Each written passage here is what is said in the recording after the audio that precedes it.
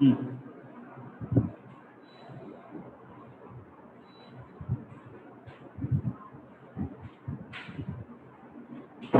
Yeah, this is the problem, right? Example number 5. I asked you to solve when the domain is changed to natural numbers, right? Show that the relation R in set Z of integers given by R is equal to A comma B, where 2 divides A minus B is an equivalence relation. Now, what if the set is N? How are we going to solve this?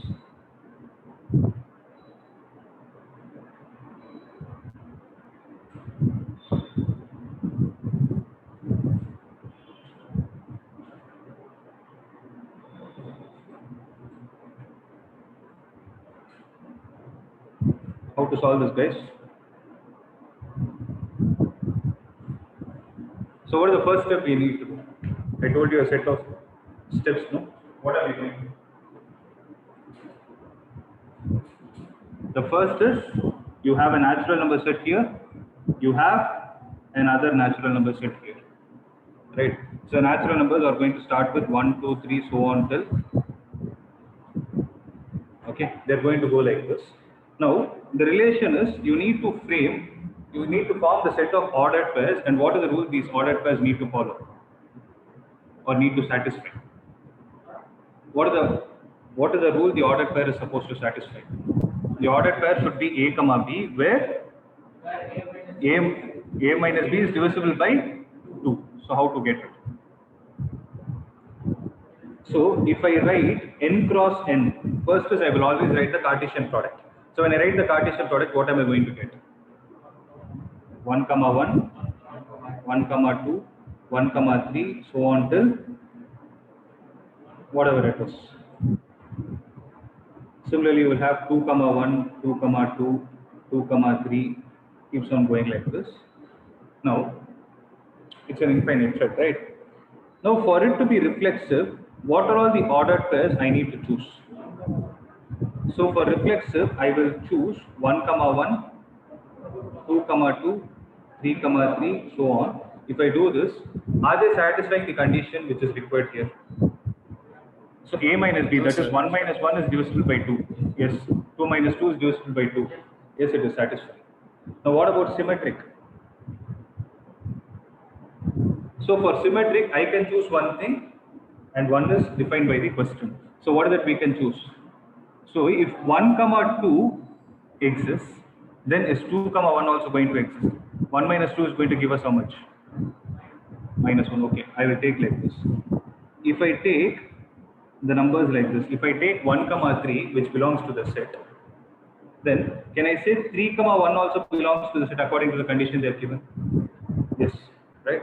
Similarly, if I take 2 comma 4, I can say 4 comma 2 also exists. Yes, it is symmetric as well. Now what about transitive?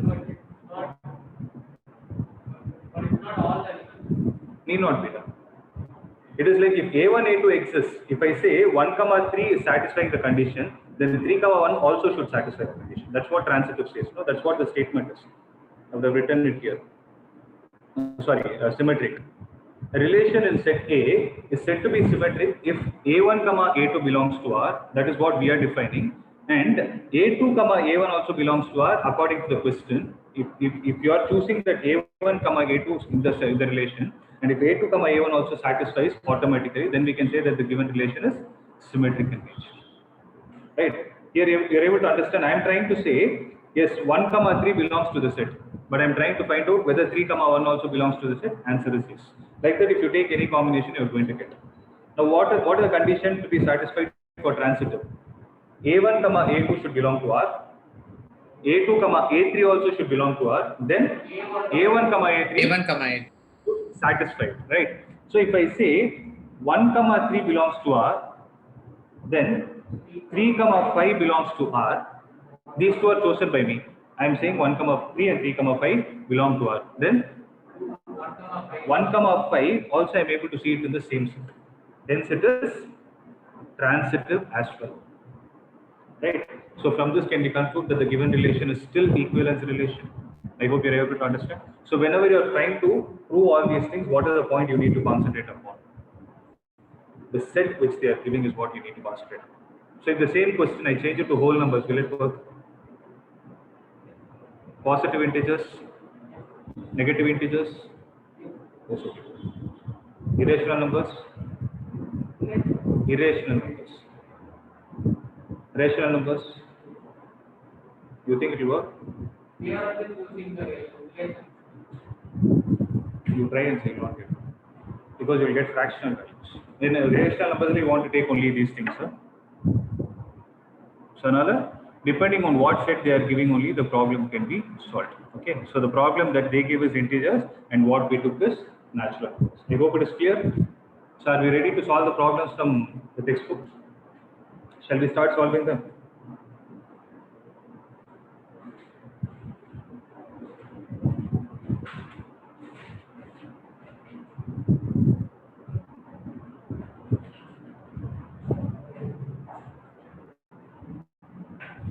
So let's look at example 6 also. You guys tell me. Are you able to see? Let R be the relation defined in set A, which is given by the set A has how many elements? The first 7 natural numbers by R is equal to A comma B, such that both A and B are either odd or even. Okay. Show that R is an equivalence relation. Further, show that the elements of the subset 1, 3, 5, 7 are related to each other, and all the elements of subset 2, 4, 6 are related to each other, but no element of the subset 1, 3, 5, 7 is related to any element of the subset 2, 4, 6. Simple question.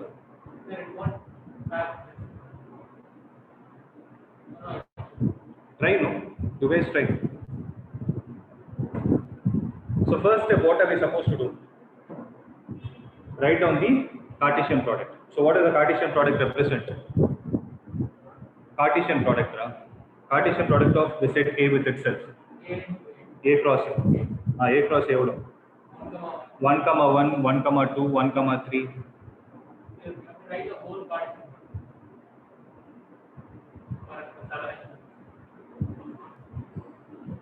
One.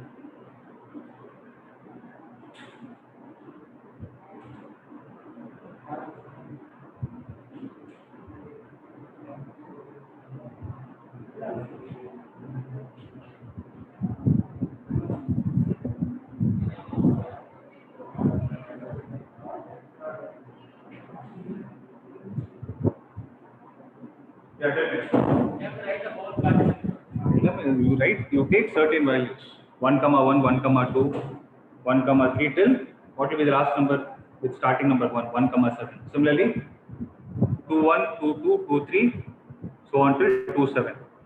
And what will be the last number, last ordered pair? 7, 7. Right. So when you write A cross A, it starts with 1, 1, 1, 2, so on till 1, 7. 2, 1, 2, 2, so on till 2, 7. It keeps on going till 7, 7. Now from this ordered pair set, what am I supposed to do? If for reflexive, what am I going to take? So I will take 1, 1, 2, 2, 3, 3, so on till 7, 7. Now read the statement they have given for ordered pair. A and B, if you start A with an even number, B should also be an even number. If you start A with an odd number, B should also be an odd number. So if one obviously is odd number and the other one is also odd number. So 2, 2, 3, 3. Yes, it is reflexive. Since A belongs to R, we can say it is a reflexive relation. Now what can you say about symmetric?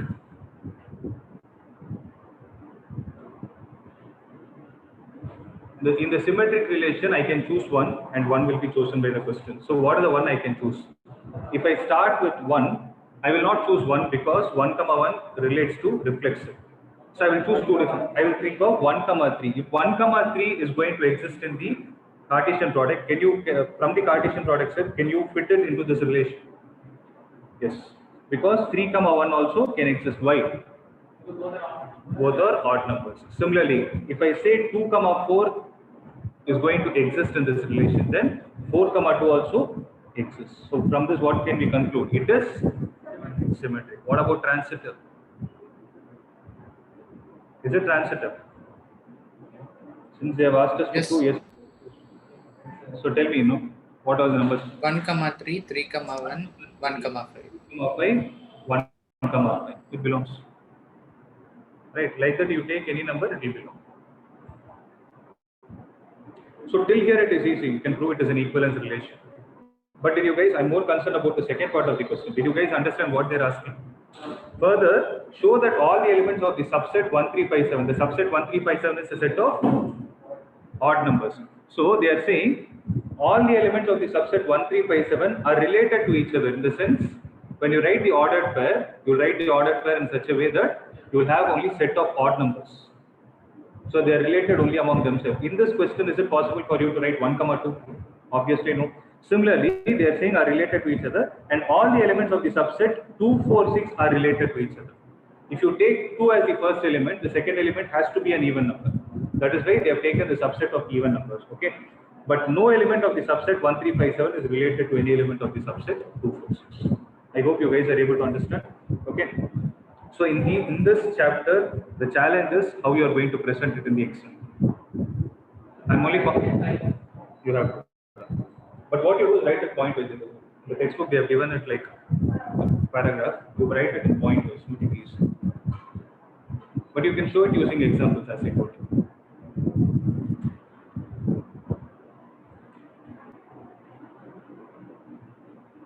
Okay. Shall we start the exercise problems?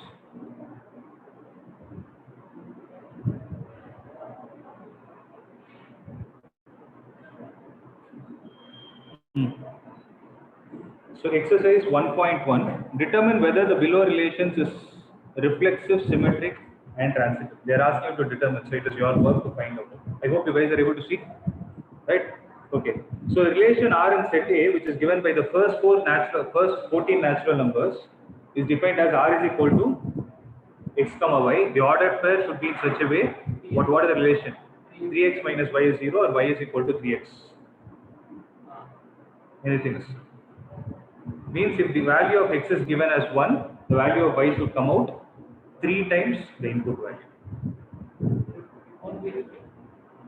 That's what they're asking. It won't be reflexive. For reflexive, the relation is y. Correct now. It won't be reflexive because reflexive y should be equal to x.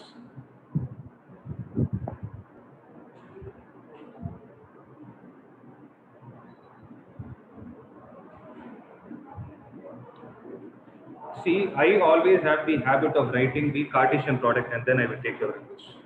So that I will not have any confusion. So I'll start with 1, 1, 1, 2, so on till 1, 14, 2, 1, so on till 2, 14, and the last ordered pair will be 14, 14. Right? Now, for symmetric, so reflexive, is it going to work? Can I choose 1, 1? Can I choose 2, 2? Obviously, no, because the relation doesn't satisfy. So what about symmetric? Is it symmetric? Tell me a set, no? Tell me an ordered pair which you can take. If I take 1, what will be the output according to the relation? 1 is there, means the output will be 3. But for it to be symmetric, 3, 1 also should be there. If you give the input as 3, are you going to get the output as 1? Rather, you will get it as 9. So, it is not symmetric also. What about transitive?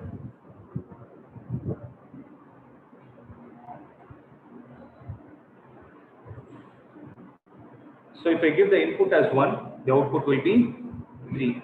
If I give the input as 3, the output will be 9. So, if 1, 3 and 3, 9 belong to R, then 1, 9 also should belong to R, which is obviously not possible. So, it is neither reflexive nor symmetric nor transitive. So, Sir. Tell me now. Sir, in 1, 3, 1 is input and 3 is the output, right, sir? Yeah. So 1 is the input value and 3 is the output value, right, sir? X value, 3 is y value. Because the ordered pair is x, y. It's only correct, no, sir? Correct only. 1, 3. But for it to be symmetric, what should you have? 3, 1. Okay, sir. 3, 1 cannot come, no? So here they solved it using examples of it. I hope you guys are able to see this. Okay, this is a solution.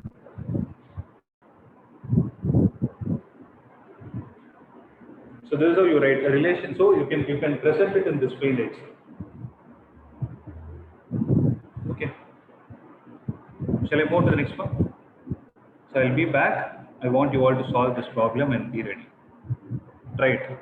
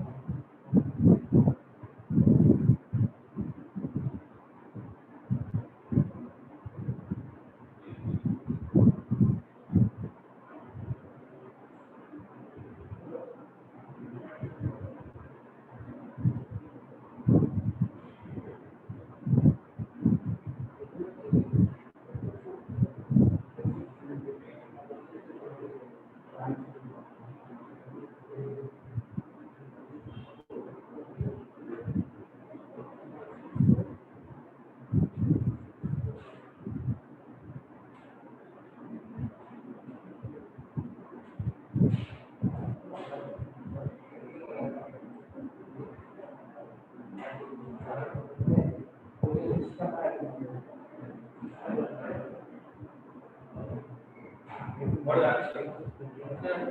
Same answer. Reflexive. Same answer. Same answer. So it is neither so not satisfying any of the conditions.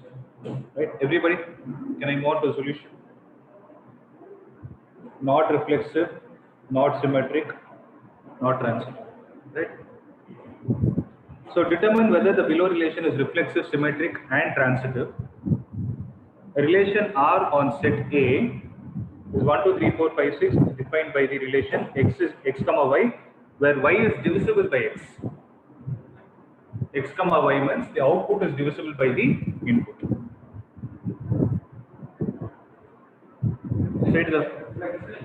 So 1 comma 1, 2 comma 2, yes, it is reflexive. Because any number is divisible by itself. Okay, it is reflexive. Symmetric also, sir. Is it symmetric? For symmetric, what should I have? So I will write A cross A. Starts with 1 comma 1, 1 comma 2, 1 comma 6, so on till 6 comma 6. Right? So for it to be symmetric, I need to choose two different numbers. If suppose 2 comma 1 exists, 2 is divisible by, the second number should be divisible by the first term. So if 1 comma 2 exists, then can I say 2 comma 1 also exists? It will not exist at all. 2 comma 1 will not belong to the relation. You should not say it will not exist, it does not belong to the relation. So you put a symbol like this and a not. So it is not symmetric. What about transitive? Obviously not. So for example, 1 comma 2, 2 comma 4, 1 comma 4. Can I take it like this? So 2 is divisible by 1, 4 is divisible by 2, but it is existing. So 1 comma 2 belongs to relation, 2 comma 4 belongs to the relation. Correct only, no? So 2 divided by 1 is going to give you 1. 4 divided by 2 is going to give you 2. 4 divided by 1 is going to give you 4. So it is existing. So it is transitive. But saying R is, R, we told it's reflexive, no? So it is not symmetric and it is transitive.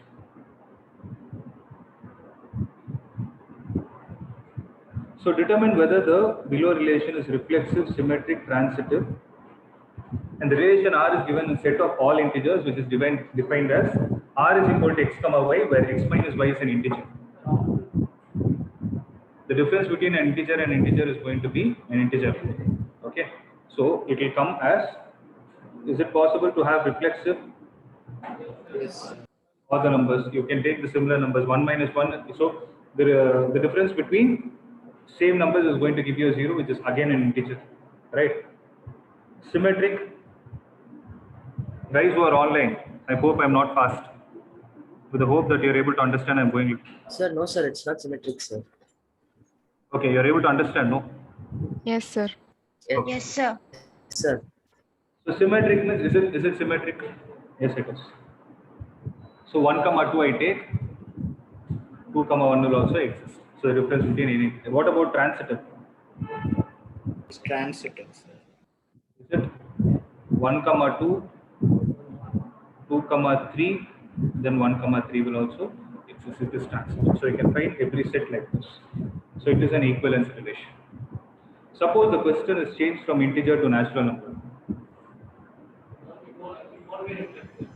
Yes, it will not be reflexive. Then what about symmetric?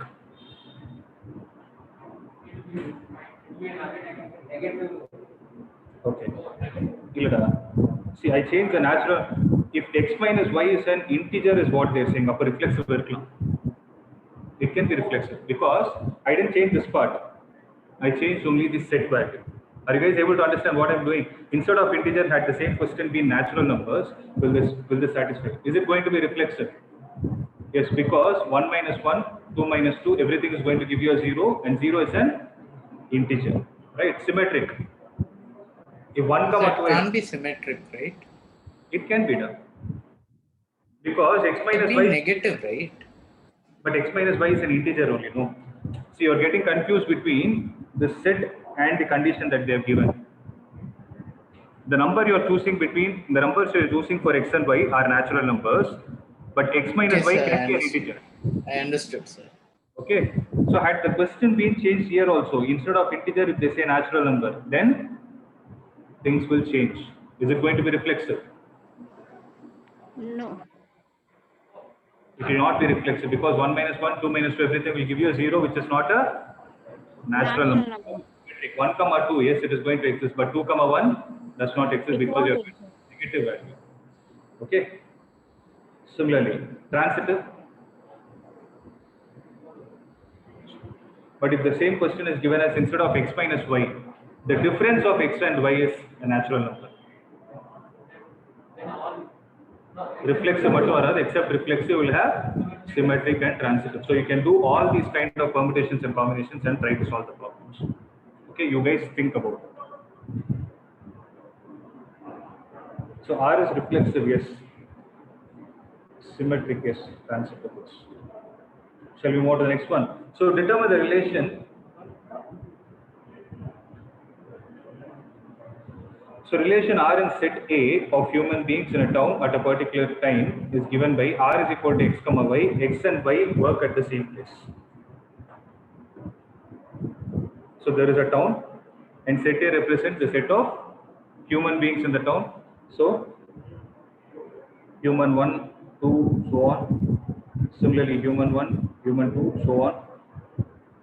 H1, what are all the possible ordered pairs? H1 comma H1, H1 comma H2. Let me say n people are there. H1 comma Hn. So what will be the last? Hn comma Hn. Right. This is the Cartesian product. Right. Now, what is the relation I need to choose? R is equal to x comma y. So, can I call it as reflexive because H1 comma H1, obviously they represent the same human being and they are going to work in the same place. So, H1 comma H1 is a part of the relation, H2 comma H2, so on till Hn comma Hn. I told you every element of the ordered pair should be a part of the relation. Then what can I call it? So this is, yes, reflexive. Yes. What about symmetric? Is it symmetric? Why? It is symmetric because if I say human 1 and human 2 are, if I take an ordered pair H1 comma H2, what am I stating? I am stating that they both are working in the same place. If that is the case, H2 comma H1 will also exist because they are the same people in the reverse order. They are also going to work at the same location. So for every A1, A2, you will be able to find A2 comma A1 which belongs to the relation. Yes, it is symmetric. What about transitive? Is it transitive? No. If I say H1 comma H2 is existing, H2 comma H3 is existing. So what does that mean? So H1 and H2 are working at the same place. H2 and H3 are working at the same place. Obviously, H1 and H3 will also work at the same place. So for every A1 comma A2 and A2 comma A3 which belongs to R, there always exists an A1 comma A3 that exists in.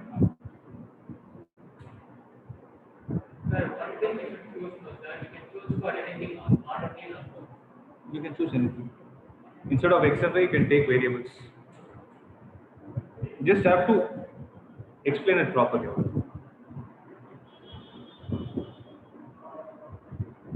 So determine whether the, how many more? All the questions are similar. So determine whether the relation is reflexive, symmetric and transitive. The same locality.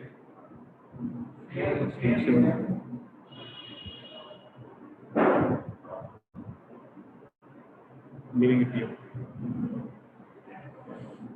Relation R is set A of human beings in town at a particular time given by R is equal to X comma Y, where X is exactly 7 centimeters taller than Y. Can it be reflexive? A person cannot be 7 centimeters greater than himself, so it is not reflexive. What about symmetric? Symmetric irukkalama? Because if I say H1 comma H2 exists, what am I trying to say? H1 is 7 centimeters taller than H2, but H2 comma H1 cannot belong to R. Reason being, he is already short. He cannot be tall. So it does not. Then what about transitive? H1 comma H2. If I say it is existing, H2 comma H3 exists. So if we call H1 comma H2, if I say it is true, then H1 is taller then H1 minus H2 is 7 centimeter. Then H2 comma H3. I am saying this is also existing. Then H2 minus H3 is 7 centimeter. Is it possible for you to have H1 comma H3? Because H1 minus H3 will not be 7 anymore, rather it will be 14 centimeter. Are you able to understand? So that is the meaning. So since H1 comma H3 does not belong to the given relation, it is not a transitive relation.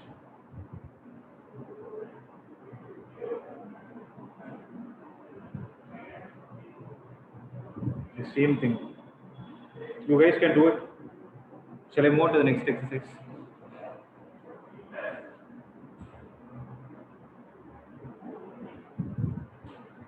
Okay, I want you all to complete it before next class. So we saw what are the relations. Now we'll be concentrating on what are the different types of functions. Okay, before that we need to understand what functions are. Who can tell me? Who can tell me what a function is? Relation with the same?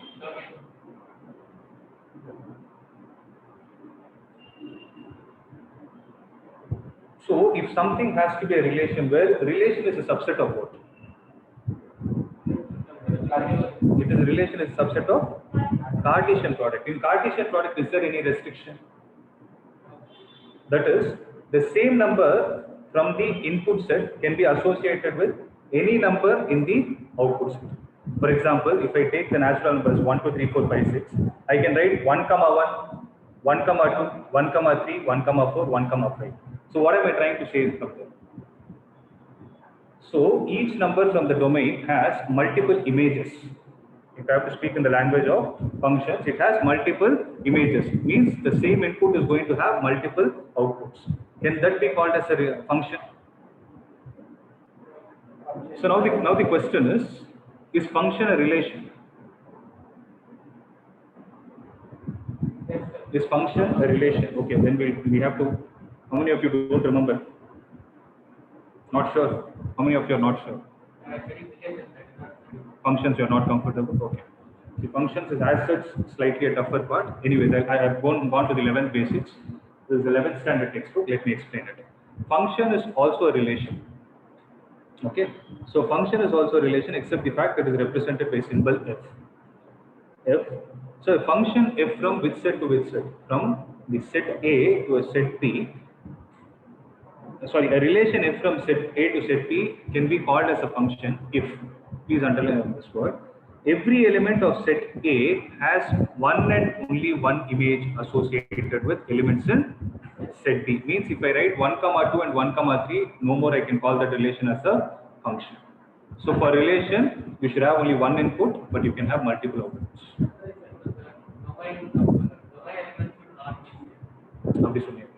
I thought that different. Okay, that's right. Okay, which has one and only one image in set. Are you guys clear? Please make a note of this point. So if somebody asks you, is function a relation? What is your answer? Yes, function is a relation. It is a special type of relation where every element from set A should have one and only one element associated with it.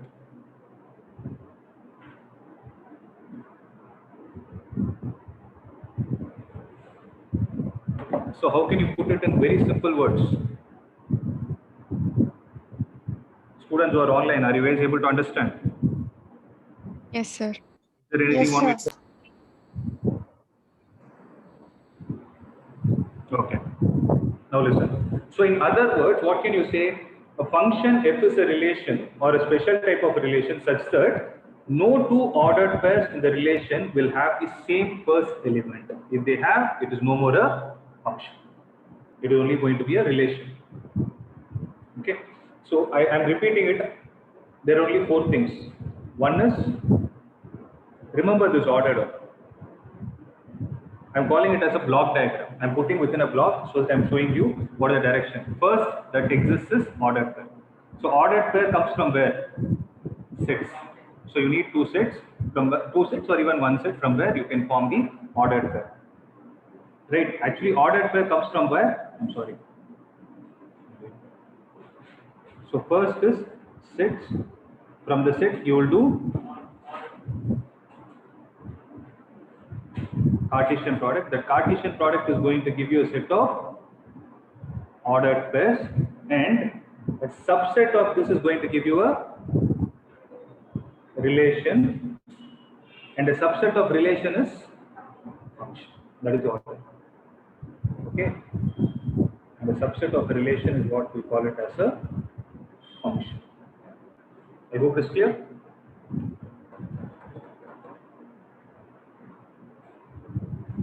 So how do we write a function in the notation form? So the notation f, so small f stands for function, from the set x to set y means that a function from x to y, where x is called as the domain and y is called as the codomain of f. Okay, so whenever you are seeing a particular function, like when we solve the problem based on relation to find whether it is reflexive, transitive or symmetric, what is that we concentrated upon? We concentrated upon the type of set they gave. For you to define reflexive, symmetric or transitive, how many sets will they give? Will they give one or two? They will give you only one set. That one set you will see what is the nature of that particular set. Whereas for you to find a function, what do you need? You need two sets. What are the two sets? One is called as the domain, and the one which is on the left of the arrow mark is called as the domain. The one which is on the right of the arrow mark is called as the codomain. It is not range. It is called as the codomain. Please have this in your mind. Codomain. Okay. So given an element small x that belongs to the set capital X, there is a unique element y in capital Y that is related to x, then the unique element y to which f relates x is denoted by f of x. Okay, that is why we always write it as y is equal to f of x. Where, to put it in simple terms, x is called as the independent variable and y is called as the dependent variable, because as you keep giving input values of x, you get different values of y. Okay, and is called as f of x. So that is how you read f of x, or the value of f at x, or the image of x under x. These are all the different ways in which you can read that f in the bracket x. So how do you read it? You either call it as f of x, or the value of f at x, or the image of x under x. Okay. Then what is range is? So you saw the set domain, codomain. Then what is range? Perfect. So the elements in the codomain which have pre-images existing in the domain set are what are called as the range elements. So that is what we call it as range. In a simpler term, we can call it as that element from the codomain should participate in that relation. Okay. If it is participating, yes, those elements are what we call it as range. So all the functions that we are going to learn are called as real valued function, because all the domain sets that you are going to give is only going to be a real number. When I say real number, it can be integer, it can be natural number, it can be whole number, rational, irrational, anything. Are you clear? Except complex number, you are going to deal with everything. So all the functions you are going to deal can be represented on a graph sheet. That is what I am trying to say. So what are those kinds of functions called as? We call them as real valued functions. Means the input value will be a real number and the output value also will be a real number. For example, there might be certain functions where they will give you like this. F is such that it is mapped from n to z. What is the meaning of this? So natural number to integer set means the input you give as a natural number, the output you can expect it to be an integer. Are you guys able to understand? So this is how functions are. I'm not going into the special types of functions at all, because in this chapter, here there are some specific types of functions that are given. Here we are going to discuss about the types of functions like how we saw for the relation. The types of functions that we are going to see are one-to-one function, onto function, and bijective function. These three are very important for you to understand the next chapter. Not only this chapter, the whole calculus, which I told is for 35 marks, is completely dependent on these types of functions only. Unless you understand this, you are not going to solve it. Is that clear? Shall I proceed? Any doubt till this point? Is everything clear? No, sir. The signum function on can explain, sir. Signum we'll see it later. That is a special type of function. Okay. So now I am back to 12th standard. So you should have this special type of relation where every input has a unique output, is what we call it as a function. Have this point in your mind. So the first type of function that we are going to see is called as one-to-one function, and its technical name is called as injective function. Please make a note of this. So 1-1, you read it as, some people read it as one-one function, some read it as one-to-one function. Both are right.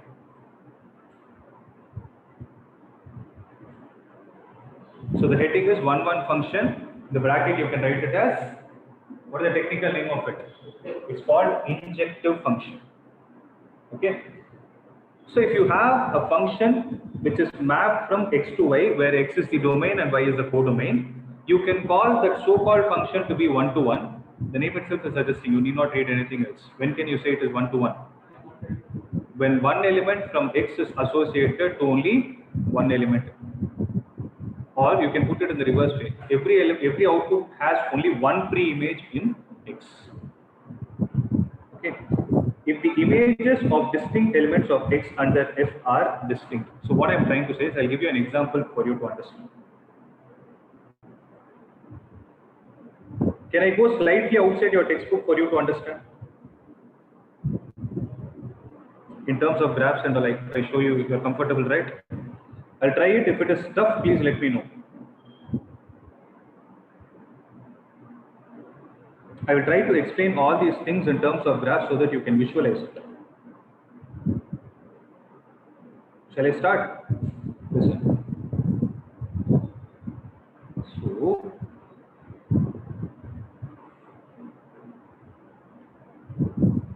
I will draw the set diagram. If I have the set x here, set y here, x1, x2, so on till xn, y1, y2, so on till ym. Let me take it like this. Okay. Now, if I have to define a function f from x to y, which I call this as small f, if I have to establish that so-called special type of relation, and if I have to call it as one-to-one, then I will give you different permutations and combinations. Tell me which one is right. x1 is connected to y1. x1 is connected to y2. Is this a one-to-one function? First of all, what? This is not a function at all. Why? Because what is a function state? The starting number in the ordered pair, no two ordered pairs should have the same starting number. Whereas if I write the ordered pair here, what will I get? I will get x1 comma y1 and x1 comma y2. First of all, this is not a function at all. Forget about one-to-one. So I need to think of another combination.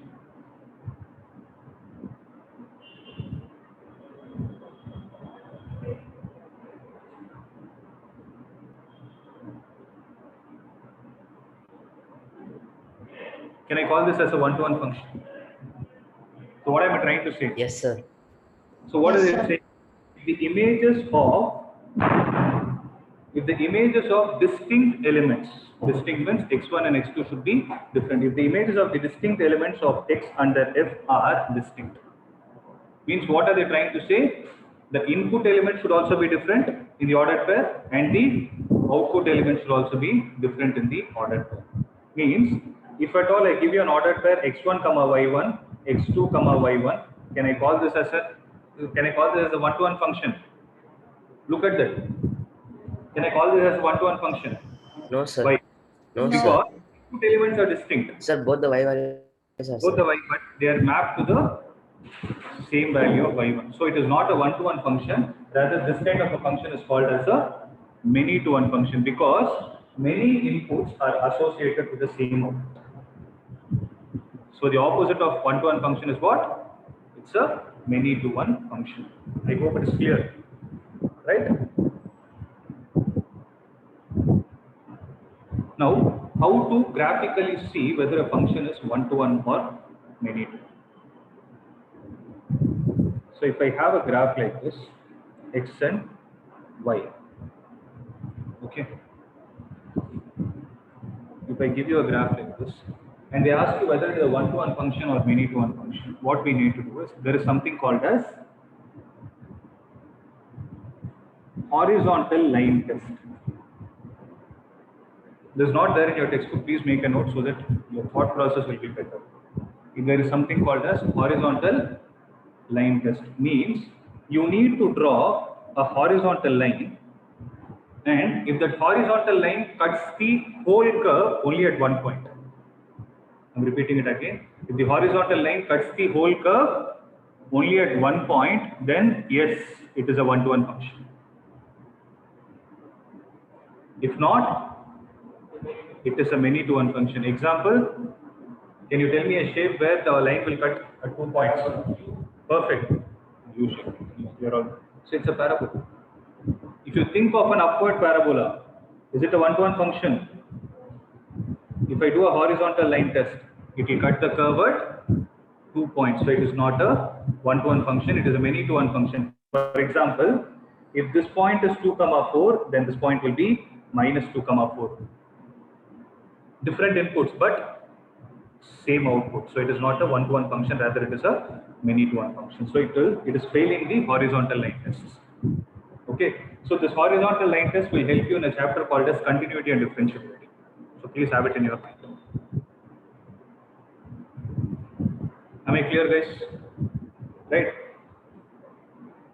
Now, there are some theoretical steps to prove that a given function is one-to-one. So this will be the last topic. Steps to prove a given function is one-to-one.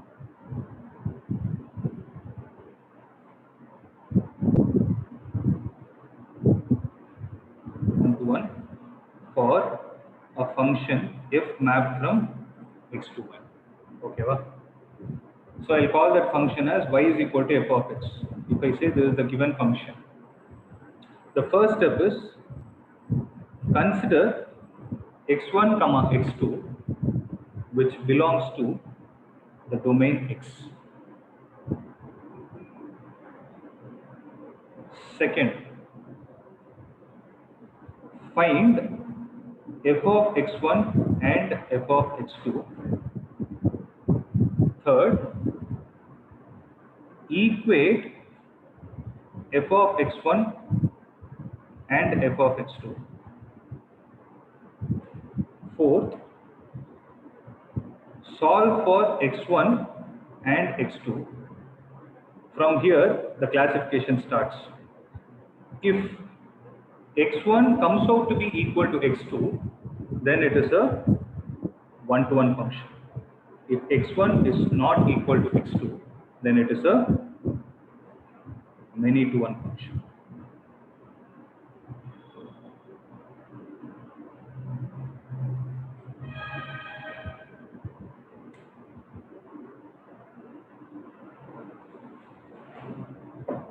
Okay.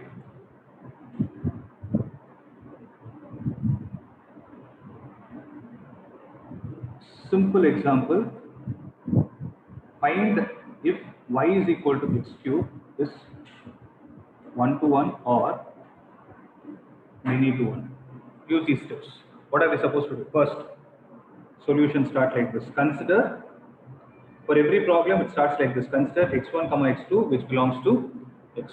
See, for example, this kind of a problem they'll give it like this. F is mapped from R to R. So what am I supposed to consider? Consider x1 comma x2 which belongs to, I will not write it as x, rather I will write it as R. Okay. So f of x1 is this thing. F of x2 is x2 cube. Third step. F of x1 is equal to f of x2. You have to equate it. Okay. Then x1 cube is equal to x2 cube. So when you solve both, what are you going to get? x1 is equal to x2. So it is a. Sir, can you solve the second and third step, sir? I will do it. Sorry, Ram? Sir, can you solve the second and third step again, sir? Second and third step. See, I wrote f of x1 is x1 cube. F of x2 as x2 cube. Okay. What is the third step? You have to equate f of x1 to f of x2. So x1 cube is equal to x2 cube. Correct? So when you solve both, you are going to get x1 is equal to x2. I hope that point is clear. Yes, sir. Okay. So I will take another example. There is a function. Yeah, tell me. So what is the example you people told me where the horizontal line is straight? A parabola, right? What is the equation of a parabola? Upward parabola. Of course. X square is equal to 4ay. You can write x square is equal to y also. So x square is equal to y represents an upward parabola. So I will take the function y is equal to x square and I'm interested to find whether it is a one-to-one or onto function. So what am I supposed to do? Consider elements x1 comma x2 which belongs to R. Okay. Then f of x1 is x1 square, f of x2 is x2 square. F of x1 equated to f of x2. Third step. So what will I get? So x1 square is equal to x2 square, which implies x1 is equal to x2. Then why did the horizontal test fail? Line test fail? Because we did a very big mistake there. What is it?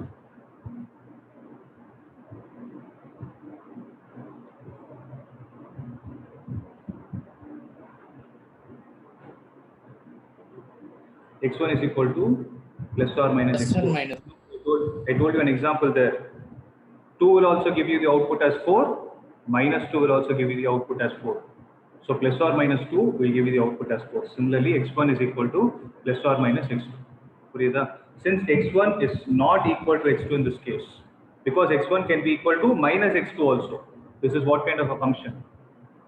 it is a many to one function. Why we are doing this, I will explain in the next class. What is the logic behind doing all these steps, I'll explain in the next class. But these are the steps you need to follow to solve any problem. Am I clear? So that's it. Guys on the other side, any doubt? Did you guys make a note of this point? I have it. Yes, Could you sir. just define many to one function again, sir?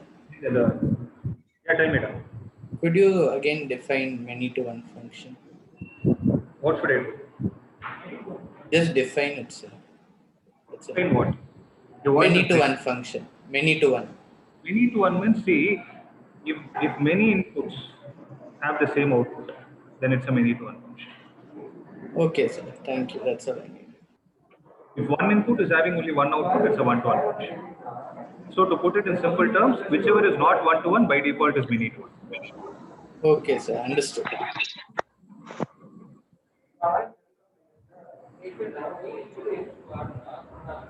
Okay, guys, if you're clear, I will wind up. Clear, sir. Thank you. Clear, sir. Yes, sir. Yes, thank you, Yes, sir. sir. Clear, sir. Thank you, sir. See you guys. Thank you, sir. Thank you, sir.